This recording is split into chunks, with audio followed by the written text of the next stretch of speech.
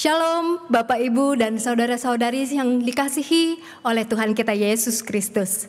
Selamat bergabung di hari pertama Pekan Doa GKI Cipinang Elok. Bapak Ibu, sebagaimana murid-murid Tuhan Yesus berkumpul untuk memuji Tuhan tiap hari, berkumpul bersama-sama untuk membaca dan merenungkan firman Tuhan.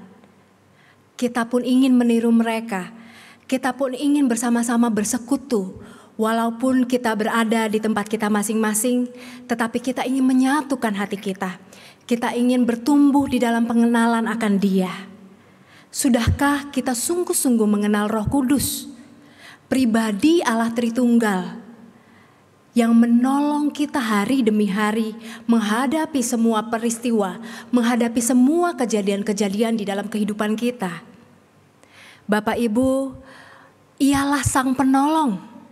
Ketika Tuhan Yesus naik ke surga, meninggalkan murid-murid yang ketakutan, kebingungan, galau, Ia hadir, sosok Roh Kudus yang menguatkan para murid, yang membakar semangat mereka. Bapak Ibu, kita ingin bersama-sama belajar agar tidak ada asumsi yang salah, tidak ada kesempitan pikiran kita yang menghambat kita untuk mengenal Tuhan kita lebih lagi, yang menghalangi kita untuk boleh hidup seturut dengan kehendak-Nya. Karenanya, mari kita bersama-sama menyanyikan PKJ 97 dan meminta kuasa Roh Kudus untuk boleh menguatkan Anda dan saya menghadapi semua hal.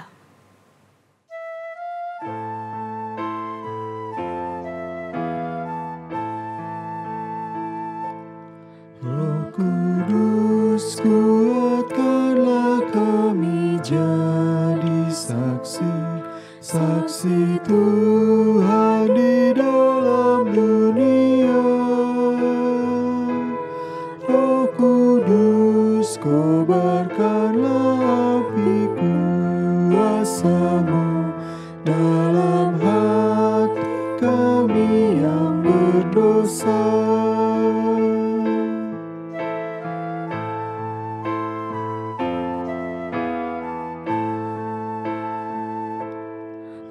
Kudus, kuatkanlah kami jadi saksi di tempat yang penuh rasa benci.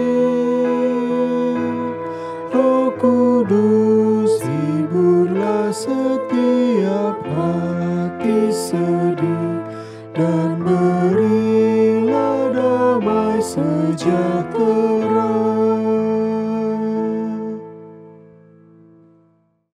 Shalom Bapak Ibu Jemaat GKI Cipinang Elok. Terima kasih untuk kesempatan yang diberikan saya bisa berbagi firman Tuhan di dalam doa 10 malam menyambut hari Pentakosta. Bapak Ibu Saudara, sebelumnya mari kita berdoa lebih dulu. Tuhan, kami bersyukur bisa bertemu secara virtual. Kami bersyukur ada kesempatan untuk kami merenungkan firman Tuhan bersama-sama. Hamba berdoa ya Tuhan, apa yang direnungkan hamba-Mu boleh menjadi berkat untuk segenap jemaat GKI Cipinang Elok. Berkati ya Tuhan, berbicaralah kepada kami, supaya pelayanan digital seperti ini tetap bisa memberkati, tidak berkurang berkatnya. Kami mengundang Engkau ya Allah Roh Kudus, Engkau mau hadir, berbicara, merelevansikan firman Tuhan ini, menghubungkan dengan hidup kami sehari-hari. Sehingga ketika khotbah ini selesai, Engkau tetap berbicara kepada kami ya Tuhan. Tuhan berkati hamba-Mu, berkati setiap jemaat-Mu. Kami mohon anugerah-Mu. Di dalam nama Tuhan Yesus Kristus kami berdoa. Amin. Bapak Ibu Saudara-saudara, hari ini firman Tuhan diberikan kepada saya mengenai baptisan Roh Kudus atau mengenai bahasa Roh Kudus, bahasa Roh maksud saya, maaf. Bagaimana kita memahami bahasa Roh, bagaimana kita mengerti karya Roh Kudus ini, ya. Bapak Ibu, mari kita membaca dari 1 Korintus pasal 14 ayat 1 sampai 25. Teks yang diberikan kepada saya. Sekali lagi tentang karunia roh, kejarlah kasih itu dan usahakanlah dirimu memperoleh karunia-karunia roh. Terutama karunia untuk bernubuat. Siapa yang berkata-kata dengan bahasa roh tidak berkata-kata kepada manusia, tapi kepada Allah. Sebab tidak ada seorang pun yang mengerti bahasanya. Oleh roh ia mengucapkan hal-hal yang rahasia. Tapi siapa yang bernubuat, ia berkata-kata kepada manusia. Ia membangun, menasehati, dan menghibur. Siapa yang berkata-kata dengan bahasa roh, ia membangun dirinya sendiri. Tapi siapa yang bernubuat, ia membangun jemaat. Aku suka supaya kamu semua berkata-kata dengan bahasa roh. Tapi lebih daripada itu, supaya kamu bernubuat. Sebab orang yang bernubuat lebih berharga daripada orang yang berkata-kata dengan bahasa roh.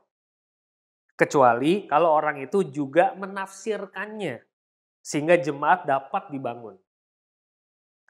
Jadi saudara-saudara, jika aku datang kepadamu dan berkata-kata dengan bahasa roh, apakah gunanya itu bagimu?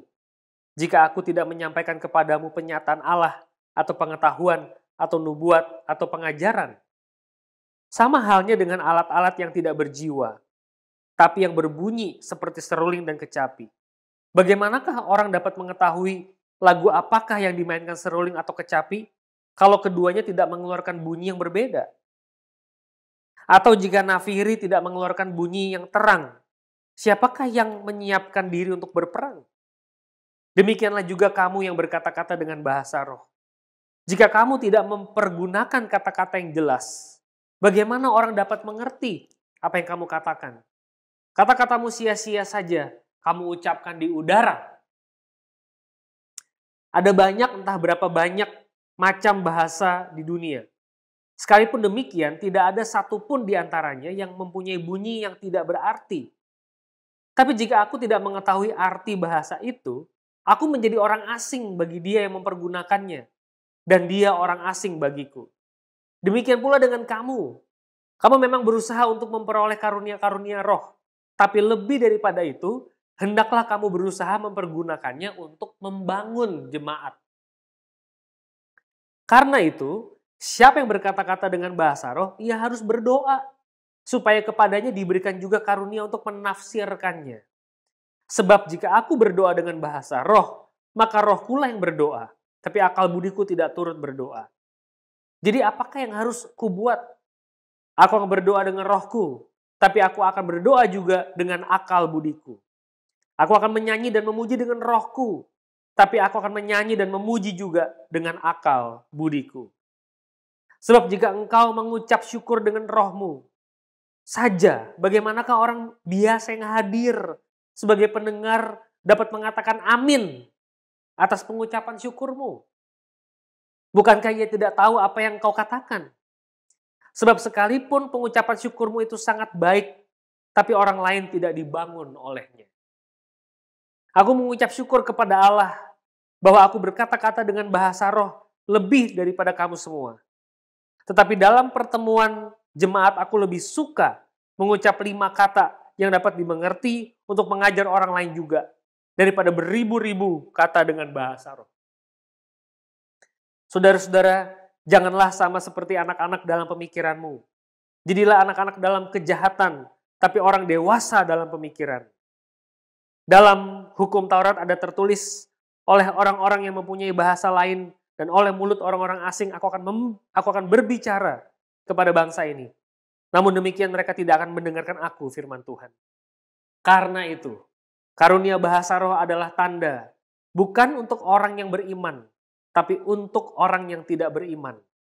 Sedangkan karunia untuk bernubuat adalah tanda, bukan untuk orang yang tidak beriman, tapi untuk orang beriman. Jadi kalau kamu seluruh jemaat berkumpul bersama-sama, tiap-tiap orang berkata-kata dengan bahasa roh, masuklah orang-orang luar atau orang-orang yang tidak beriman. Tidakkah akan mereka katakan bahwa kamu gila? Tapi kalau kamu semua bernubuat, lalu masuk orang yang tidak beriman atau orang baru, ia akan diyakinkan oleh semua dan diselidiki oleh semua. Segala rahasia yang terkandung di dalam hatinya akan menjadi nyata.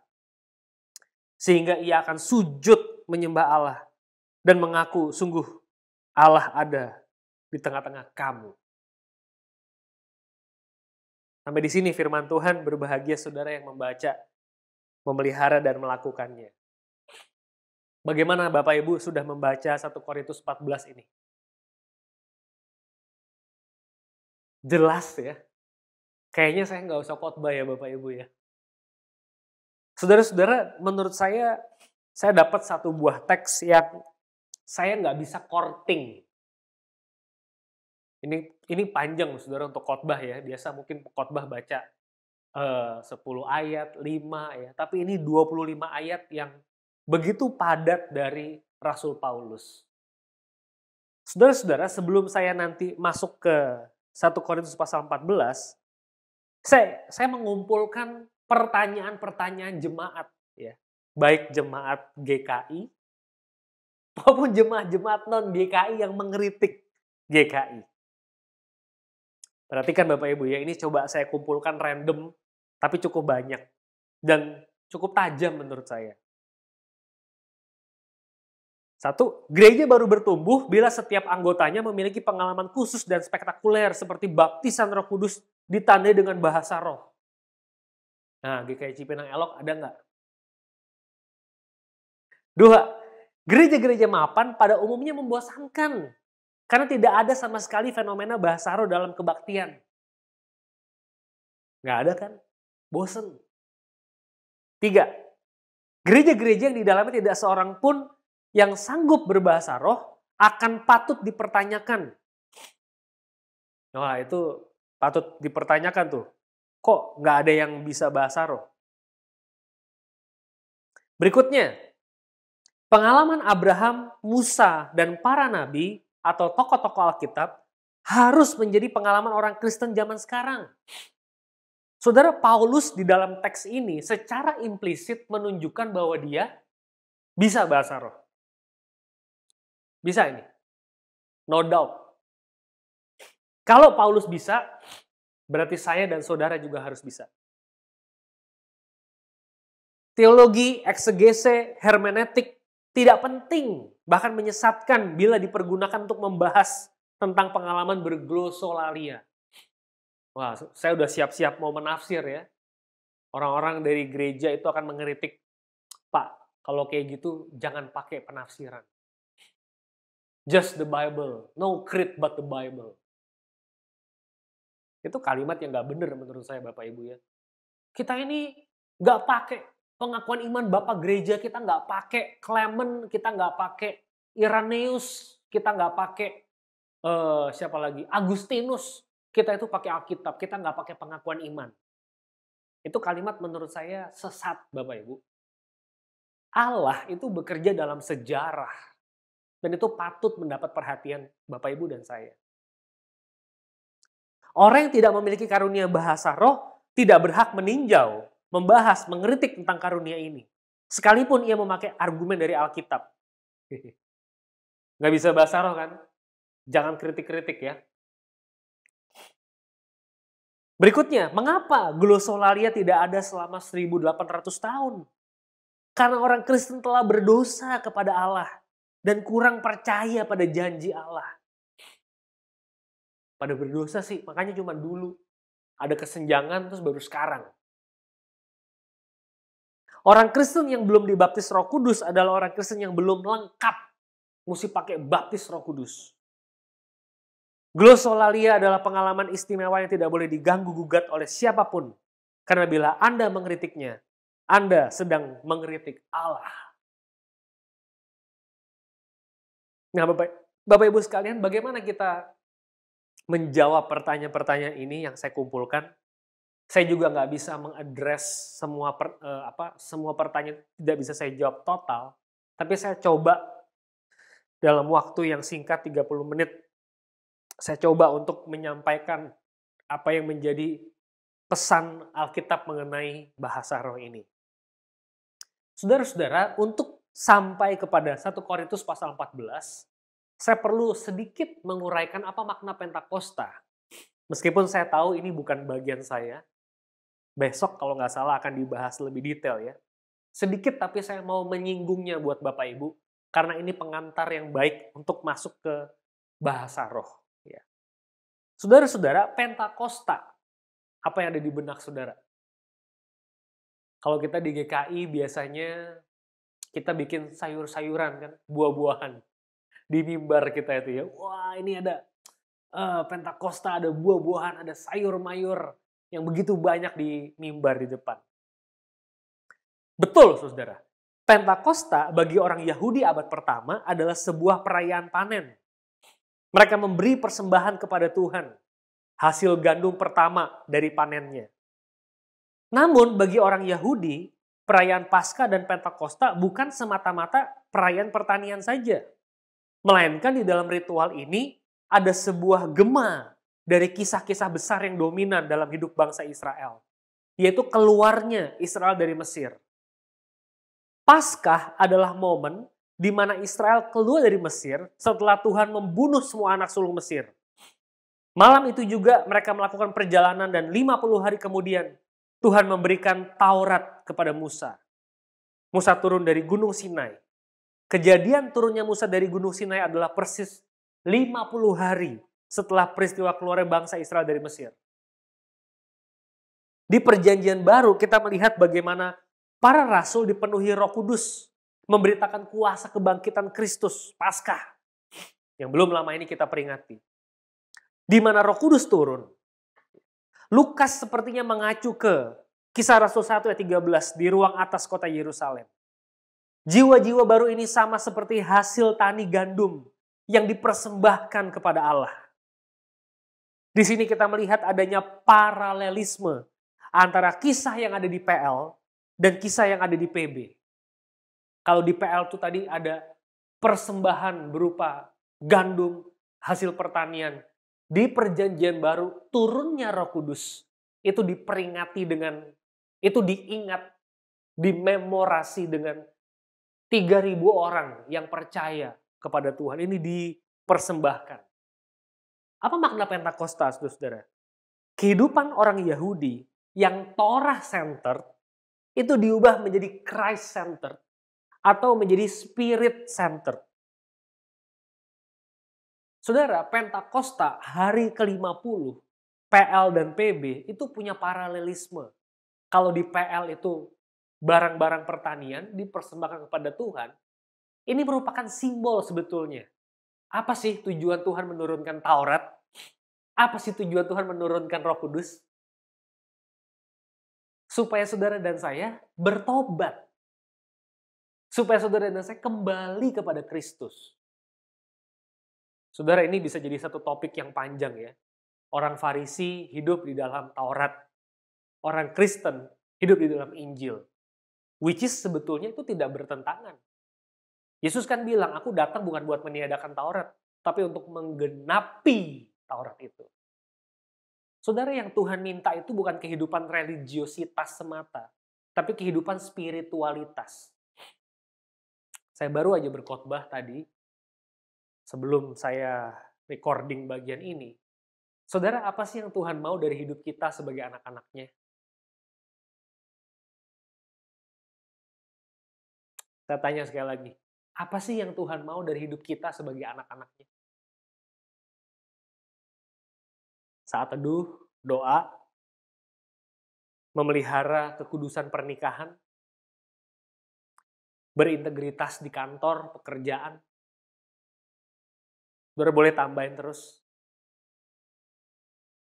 Saya mau tambahin satu poin yang memayungi semuanya. Yang Tuhan inginkan dari kita anak-anaknya apa?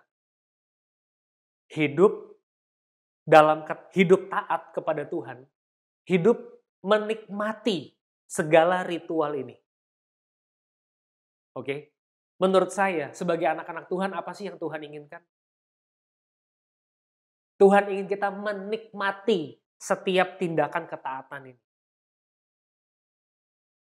Saudara kalau baca Alkitab,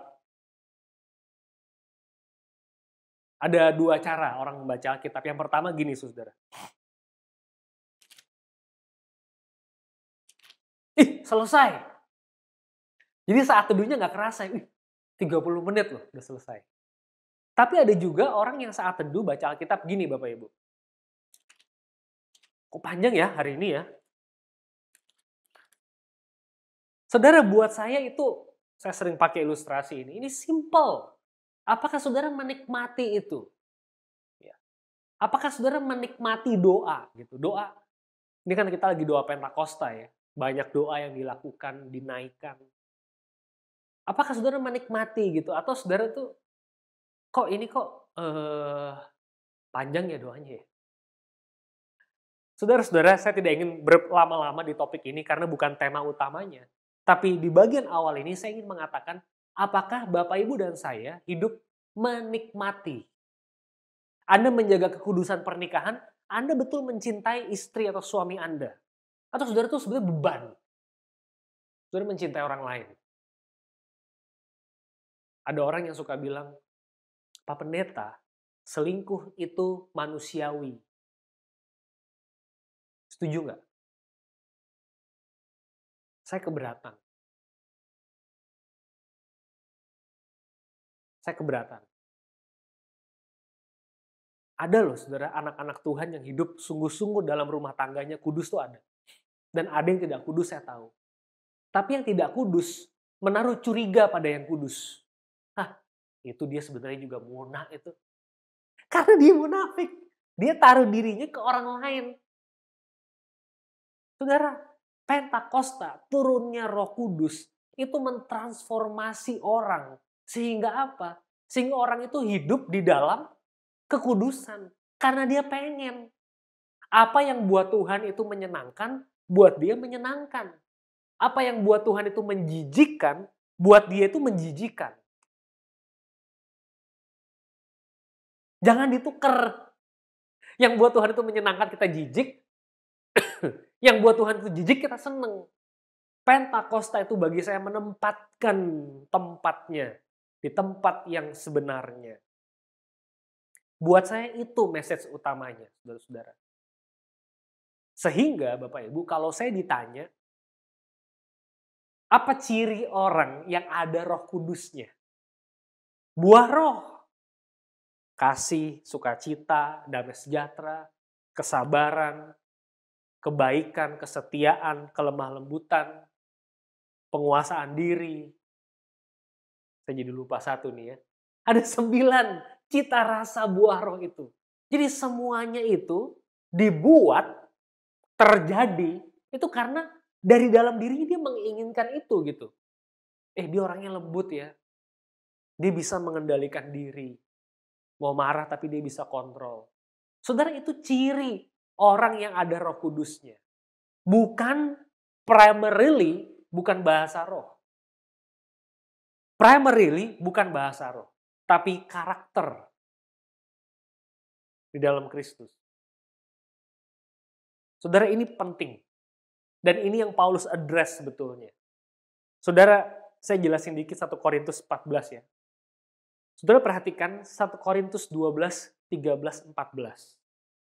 1 Korintus 12 bicara soal karunia roh. 1 Korintus 13 bicara soal kasih. 1 Korintus 14 di atasnya bicara karunia roh. Kalau Anda perhatikan Lembaga Alkitab Indonesia, dia kasih judul sekali lagi tentang karunia roh. Sekali lagi ya, pasal 12 karunia roh, pasal 13 kasih, pasal 14 karunia roh. Ini kayak sandwich Bapak Ibu.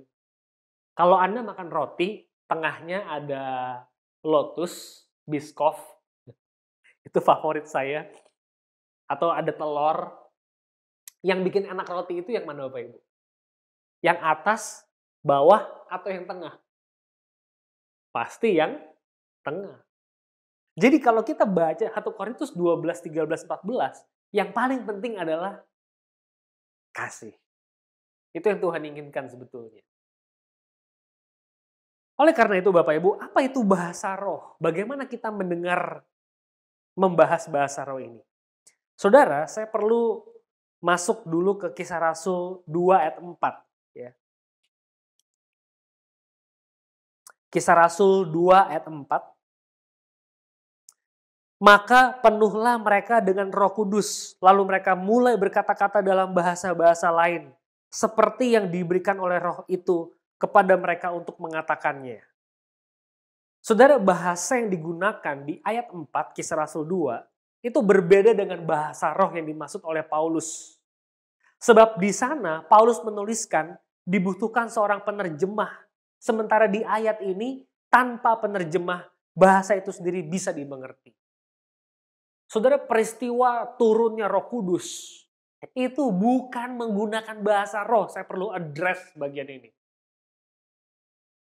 Petrus dan kawan-kawan yang berkhotbah itu berkhotbah dengan luar biasa sehingga khotbahnya itu dipahami di bahasa daerah masing-masing. Saya lupa tuh, Parsia, Mesopotamia, Kapadokia, macam-macam. Dia tidak pakai bahasa roh loh saudara. Sementara yang di 1 Korintus pasal 14 yang kita baca itu perlu penerjemah. Kenapa? Karena dia tidak pakai bahasa manusia. Dia pakai bahasa roh. Peristiwa ini yang di Kisah Para Rasul menunjuk pada kita bahwa Allah sedang memberkati seluruh bangsa melalui para rasul yang adalah orang Yahudi. Ingat Kejadian 12 di mana Allah berjanji melalui Abraham semua bangsa mendapat berkat. Ingat juga konteks Kejadian 12 adalah Kejadian 11. Peristiwa Menara Babel. Mereka sombong, tidak perlu Allah. Maka Allah mengutuk mereka dengan mengacaukan bahasa mereka. Pentakosta menjadi momentum bagi Allah untuk menjungkir balikan kutukan itu. Allah memulihkan dunia ini. Allah menghendaki damai sejahtera di bumi ini. Bapak Ibu Saudara, kenapa kok saya ngomong begini nih Bapak Ibu? Kenapa saya compare Kisah Rasul 2 sama 1 Korintus pasal 14? Saudara, kalau kita baca 1 Korintus pasal 14, yang lebih penting karunia apa? Yuk Bapak Ibu mau jawab di sana? Yang lebih penting adalah karunia bernubuat. Profesi itu adalah preaching Bapak Ibu. Saya lagi bernubuat. Apa sih yang utama itu? Yang utama, pendeta itu ngomong apa, mesti bisa dimengerti sama jemaatnya. Ada seorang pendeta senior, saya ingat banget ya, memperingatkan saya, kami waktu itu yang muda-muda, khotbah bagus apa enggak tuh, perhatikan encim-encim yang duduk di paling depan itu. Itu dia ngerti apa enggak. Saya ingat waktu saya khotbah di gereja Bapak Ibu, waktu lagi onsite, banyak AI yang duduk di depan. Di kebaktian 1 terutama ya. Yang paling penting tuh dia tuh Cim tuh ngerti apa enggak itu ya. Seorang dosen homiletik saya pernah ngomong kalimat itu, pendeta Yakub Susabda ya. Beliau pernah bicara di preaching conference. Dia dosen homiletik, dia pernah bilang, yang paling penting tuh dia ngerti apa enggak. Buat saya itu yang saya mau jawab ke Bapak Ibu pada saat ini. Yang paling penting itu jemaat ngerti. Bukan pamer, show, eksibisi, bahasa roh. Saya bisa, kamu nggak bisa. Saya superior, kamu inferior. Bukan itu. Paulus berkata, aduh Bapak Ibu, nanti baca lagi kalau mau. Kalau ada bahasa roh, maka harus ada penafsir. Kalau ada bahasa roh, harus ada yang menerjemahkan. Allah tuh ingin ketentraman dan keteraturan, bukan superioritas. Bukan. Dan ingat bahasa roh, karunia roh, kasih. Yang terpenting itu karakter. Wah Bapak Ibu jemaat, mungkin udah puluhan tahun lah ya jadi orang Kristen, belasan tahun. Bapak Ibu kalau baca surat Korintus, Bapak Ibu pernah PA Korintus saya yakin ya. Kalau kita PA kitab Korintus, masalah mereka itu apa? Mereka nggak punya kasih, nggak punya karakter. Mereka menekankan karunia sebab mereka kaya dengan karunia. Bahasa lidah, mereka pinter untuk ngomongin bahasa roh. Tetapi sebetulnya mereka kekurangan hal yang paling utama yaitu kasih. Dan mereka agak pelit loh Bapak Ibu. Agak pelit, mereka kaya, tapi mereka agak pelit juga dalam hal finansial.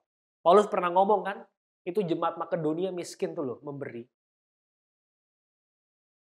Sekalipun kamu punya, ayo kita baca deh Bapak Ibu ya. Sekalipun aku dapat berkata-kata dengan semua bahasa manusia dan bahasa malaikat, tapi jika aku tidak mempunyai kasih, aku sama dengan gong yang berkumandang, canang yang gemerincing. Sekalipun aku punya karunia untuk bernubuat dan mengetahui segala rahasia, memiliki seluruh pengetahuan, sekalipun aku memiliki iman yang sempurna untuk memindahkan gunung, tapi jika aku tidak mempunyai kasih, aku sama sekali tidak berguna.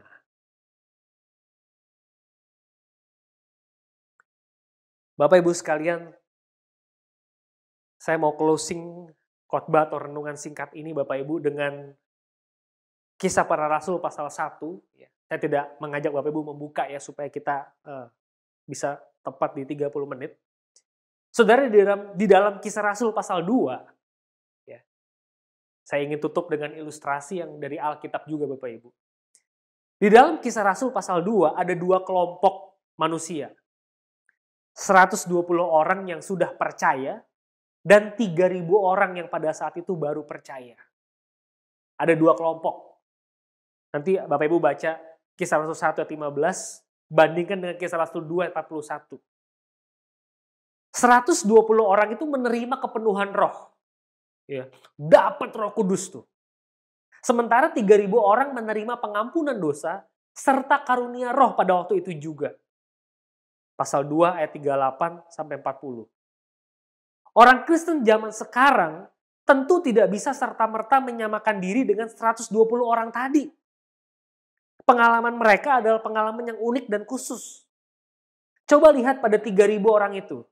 Mereka tidak mengalami kepenuhan roh.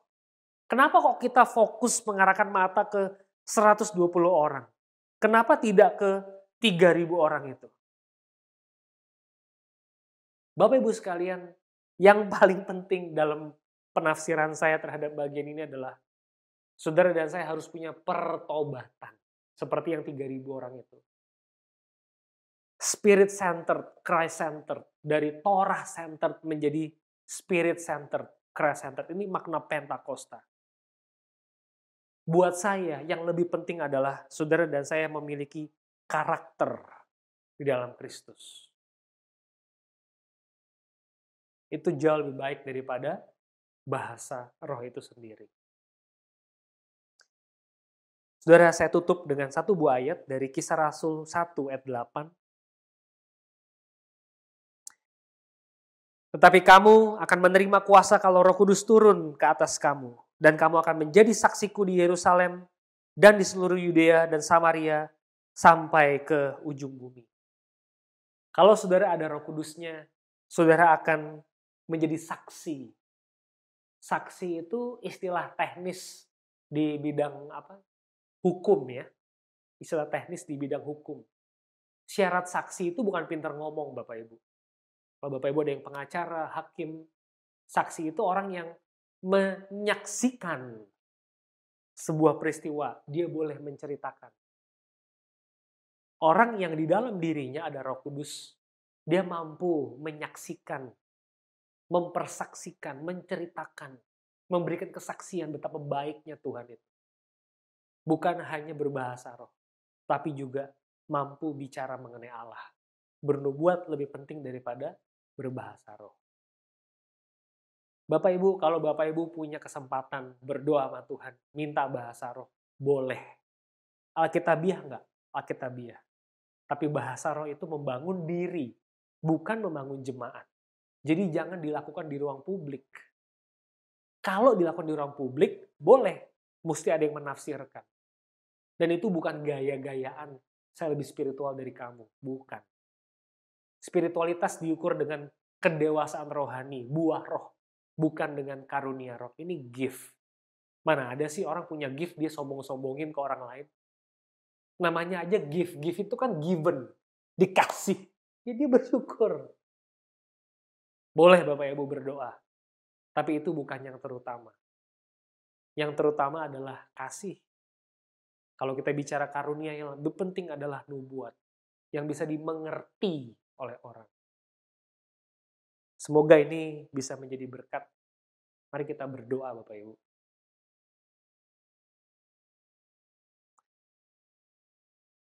Tuhan terima kasih kami boleh merenung dari 1 Korintus, dari Kisah Para Rasul. Tuhan kiranya menolong kami supaya kami hidup bukan memprioritaskan bahasa itu, tapi memprioritaskan buah yang harusnya kami produce dalam hidup kami. Terima kasih Tuhan kami bisa membaca firman, menggumulinya. Kiranya Tuhan menuntun hidup jemaat-Mu di GKI Cipinang Elok. Hidup di dalam damai sejahtera, dalam kejelasan. Hidup untuk memuliakan Allah. Dengarlah doa kami Tuhan. Mudah-mudahan Kau berkenan. Dalam nama Tuhan Yesus kami berdoa. Amin.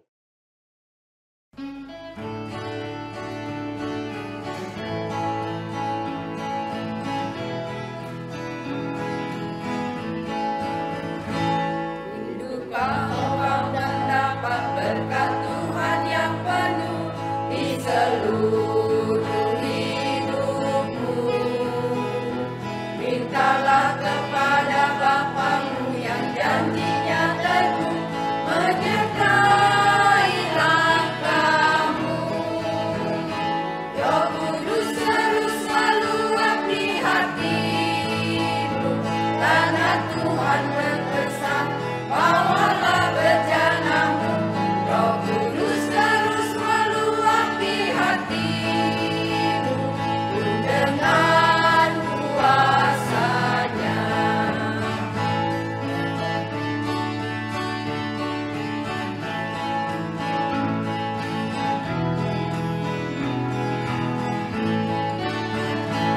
Bawalah bejanamu yang kosong pada penebus, wahai kawan yang lesu.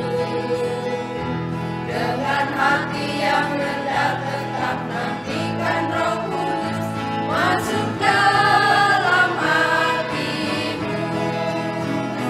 Roh Kudus terus meluap di hatimu, karena Tuhan berpesan, bawalah bejanamu.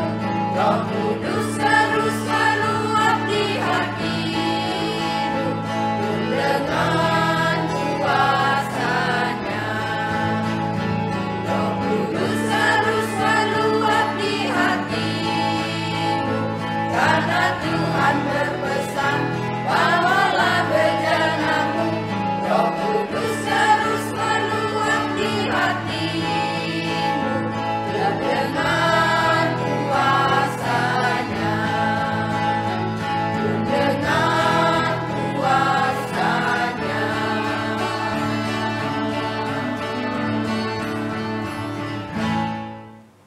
Bapak, Ibu, dan saudara-saudari, saat ini kita akan masuk ke dalam doa syafaat. Kami mengajak kita semua dimanapun kita berada untuk boleh sama-sama meneduhkan hati kita masuk ke dalam doa pribadi. Mari berdoa untuk kita dan juga untuk semua saudara-saudara kita. Saya akan menyebutkan beberapa topik dan memberikan waktu kepada kita semua untuk masuk dalam doa pribadi. Yang pertama, kita akan berdoa untuk kita semua umat Tuhan boleh diberikan kekuatan dan kasih Tuhan di dalam menghadapi situasi pandemi COVID-19 yang belum berakhir ini. Mari berdoa agar kita boleh saling memperhatikan, boleh saling melayani, mendoakan dan mendukung.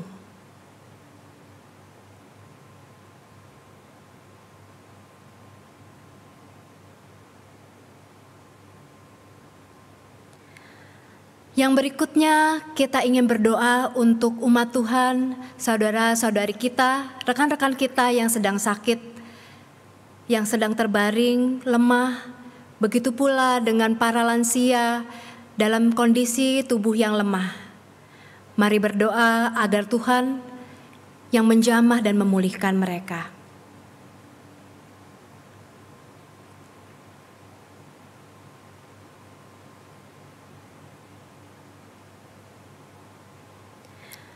Berikutnya kita juga ingin berdoa bagi saudara-saudari kita yang saat ini terhimpit dalam beban ekonomi.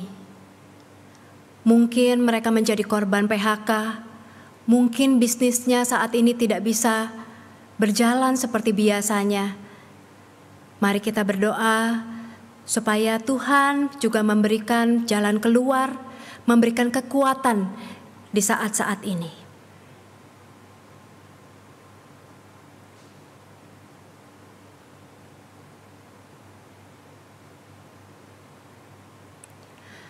Yang keempat, kita ingin berdoa agar Tuhan, agar Roh Kudus boleh memberikan kita kesetiaan untuk tetap berada, berjalan di jalan-jalannya.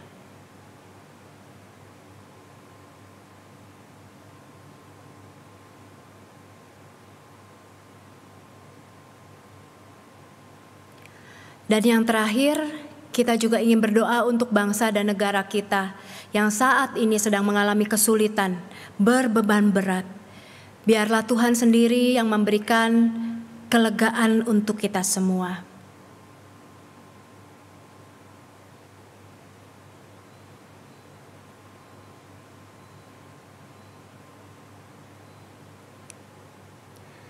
Allah Roh Kudus, inilah doa-doa kami, anak-anak Tuhan. Kiranya Engkau yang mendengarkan, kiranya Engkau yang menolong kami dimanapun kami berada, menolong umat-Mu, menolong bangsa ini. Terima kasih ya Tuhan, amin.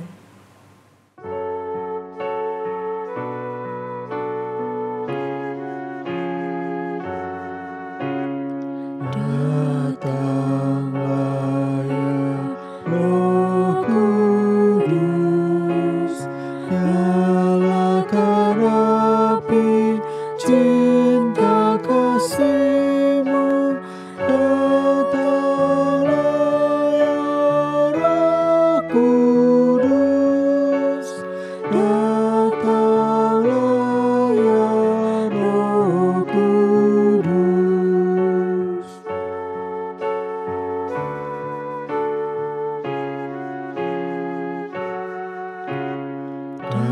Datanglah ya Roh Kudus, nyalakan api cinta kasih-Mu. Datanglah ya Roh Kudus, datanglah ya Roh Kudus. Bapak Ibu, melalui firman yang dibawakan pada hari ini, biarlah kita boleh lebih lagi mengenal pribadi Roh Kudus. Biarlah kita boleh lebih lagi dikuatkan oleh Roh Kudus. Dan saat ini kita mau bersama-sama menutup persekutuan kita dengan doa. Mari kita bersama-sama berdoa. Allah Roh Kudus, kami bersyukur kami boleh dikuatkan oleh Roh-Mu. Biarlah Engkau yang senantiasa menolong kami dalam keseharian kami, di dalam rutinitas yang harus kami kerjakan hari demi hari. Kiranya Engkau yang membimbing kami, kiranya Engkau yang menjadi pandu kami, menolong kami ketika kami harus membuat pilihan-pilihan, keputusan-keputusan. Biarlah semuanya boleh berkenan di hadapan-Mu. Biarlah Engkau yang menolong kami untuk boleh bertumbuh. Biar Engkau yang boleh menolong kami untuk boleh kuat dan setia di dalam Tuhan. Ajar kami untuk boleh lebih lagi rindu mengenal Engkau, rindu untuk bersekutu dengan-Mu dan dengan umat-Mu. Dimanapun, apapun yang terjadi saat ini, Engkau yang mengenal kami lebih dari siapapun. Kiranya kuasa kasih yang daripada surgawi, yang dari Roh Kudus boleh memenuhi kami senantiasa. Amin.